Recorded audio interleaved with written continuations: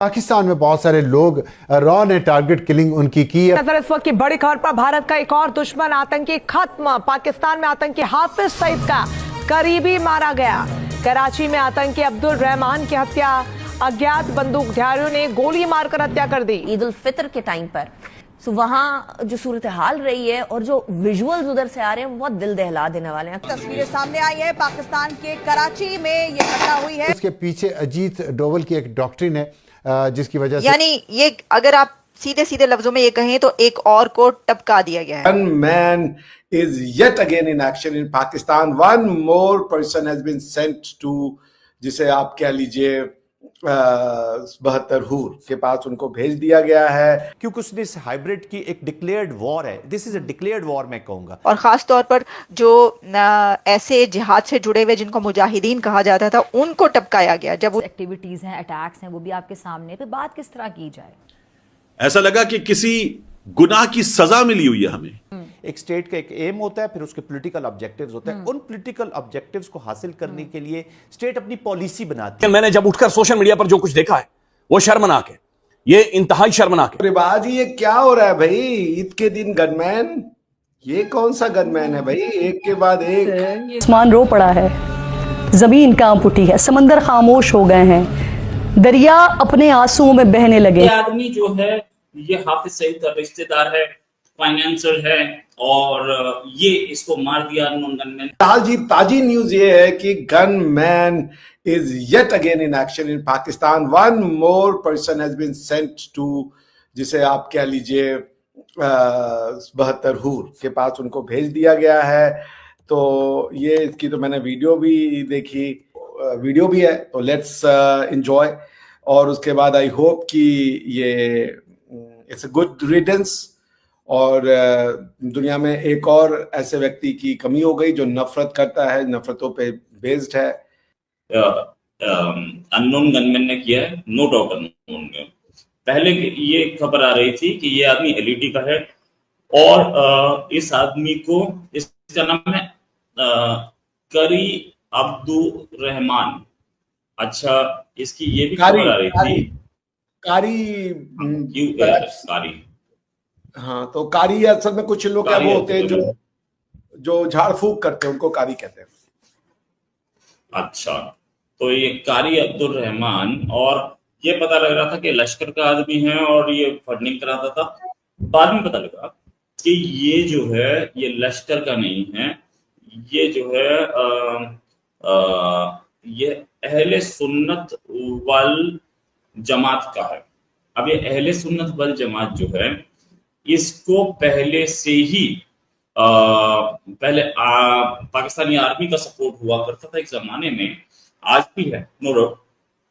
लेकिन आज क्योंकि पाकिस्तानी आर्मी दूसरी जमातों को ज्यादा फेवर कर रही है और इनको कम कर रही है, इसलिए इनको निपटाया जा रहा है। एक खबर ये भी आ रही है कि ईरान, क्योंकि ये पाकिस्तानी आईएसआई के लिए काम करता था, तो ईरान की इंटेलिजेंस ने भी मरवाया हो सकता है, जिसका मैं बहुत ज्यादा भरोसा नहीं कर रहा। एलईटी का फाइनेंसर है, मैं इस पे भी भरोसा नहीं कर रहा। क्यों नहीं कर रहा मैं इस पे भरोसा? क्योंकि ये जो आदमी है इसको जिस तरीके से मारा गया, अगर आप देखें तो ये खुद अपनी दुकान पे खड़ा है। अगर फाइनेंसर जरा सा भी होता है एलईटी का तो कम से कम 3 नौकर रखे होते। तो एलईटी वाले दादा एक नौकर तो था ही, उसको भी मार दिया, और बाकी हो सकता है 2 छुट्टी पे गए हो। वो ठीक है, लेकिन खुद भाई एलईटी का फाइनेंसर, मतलब जहां पे करोड़ों का गेम है, वहां खुद दुकान पे बैठा भी हो तो आदमी पीछे बैठा होना चाहिए, सामने क्यों होगा? तो वो लॉजिक मेरे को ये ज्यादा देख रहा है कि जिस तरीके से ये दुकान पे बैठा है, अगर मैं दिखा दूं आपको, तो जिस तरीके से ये आदमी बैठा हुआ दिख रहा है, मुझे नहीं लग रहा कि ये एलईटी के फाइनेंसर का काम है, क्योंकि दुकान भी बहुत छोटी सी है, बड़ी गंदी सी दुकान है। एलईटी का फाइनेंसर जो होता है उसके पास पैसा तो होता है, इसमें कोई शक नहीं। दुकान पे बैठे, खुद क्यों बैठेगा? एलईटी फाइनेंसर्स जो होते हैं ना, बड़े बड़े बिजनेस में चल रहे होते, क्योंकि वो करोड़ों में खेलते हैं और करोड़ों का घपला भी करते हैं। और कराची जैसे शहर में बैठ के अगर ये महीने का 1 करोड़ भी एलईटी को दे रहा है तो वो कमाई होगी मोटी। आइए रिबाही जी, नमस्कार, कैसी हैं? सर कैसे हैं? मैं बिल्कुल ठीक हूँ। तो ये वही है अहले सुन्नत, ये आपस की लड़ाई है जिसमें ये मारा गया है। और आजकल इनके ऊपर से जो आशीर्वाद था वो भी खत्म हो गया, इसलिए ये मारा गया। रिवाज जी आपको पहले तो आपको बधाई हो, सलाम, आदाब, सत श्री अकाल, greeting. Thank you so much sir, आपको भी बहुत बहुत मुबारक हो नवरात्रि। आज थोड़ा बेहतर है, लेकिन ये है कि मेरी तो पिछले दिनों आवाज भी नहीं निकल रही थी, कल भी बहुत बीमार रही हूँ। अच्छा जी, तो रिवाज जी ये क्या हो रहा है भाई? ईद के दिन गनमैन, ये कौन सा गनमैन है भाई? एक के बाद एक। सर ये तो आप मेरी बात सुने, ये तो आप रोहित सर से पूछे, पाकिस्तान में गनमैन हो और रोहित सर को खबर ना हो, वो तो इसको बहुत अच्छे से एक्सप्लेन करेंगे, क्योंकि उनको सबसे पहले खबर मिल जाती है, लो पाकिस्तान में कोई गनमैन आया नहीं और सर को पता चला नहीं। कैसी बात है और सर, आप मुझे बताइए क्या करते हैं आप? ये क्वेश्चन जुल्मी बर्बर भारतीय की तरफ से है आपसे, समझ रही हैं आप? नाम देख रही हैं ना मेरा? ओ दादा सर ये क्या किया आपने? नाइस। ये जुल्मी बरोबर भारतीय हैं। अच्छा एक चीज के भाई, ये बोल बोल के रेवाहा मुझे इंटेलिजेंस उठा ले जाएगी अगर ऐसे ही बोल दिया ना कि इंडिया पाकिस्तान पहुंचता और रोहित पहले पता लगा मेरी इंटेलिजेंस उठा के लेगी। तू करता क्या अभी है? बड़ी गन भेज रहा था चारों ओर।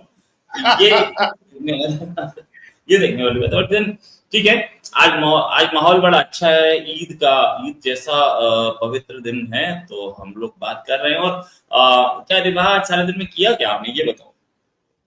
सर मैं मेहंदी लगवा के आई थी कल रात को, और ख़ास तौर पर जो ऐसे जिहाद से जुड़े हुए जिनको मुजाहिदीन कहा जाता था उनको टपकाया गया। जब उनकी हिस्ट्री सामने आती है तो पता ही चलता है कि ये तो कश्मीर में जिहाद के लिए गए हुए थे, और ये जो बंदा है ये उधर गया हुआ था और इसने जो है मुंबई अटैक्स में जो है उसमें हिस्सा लिया था। उन सबको 1 से 2 साल के अरसे में आपने देखा कि कई ऐसी खबरें आती रहीं जो कि उनको टपकाया जाता रहा। तो अब ये हुआ है कि एक और को टपका दिया गया है और उसका नाम बताया जा रहा है अबू कत्ल। और इस वक्त जो इंडियन मीडिया है वो हर तरफ इंडियन मीडिया में यही खबर वायरल हो रही है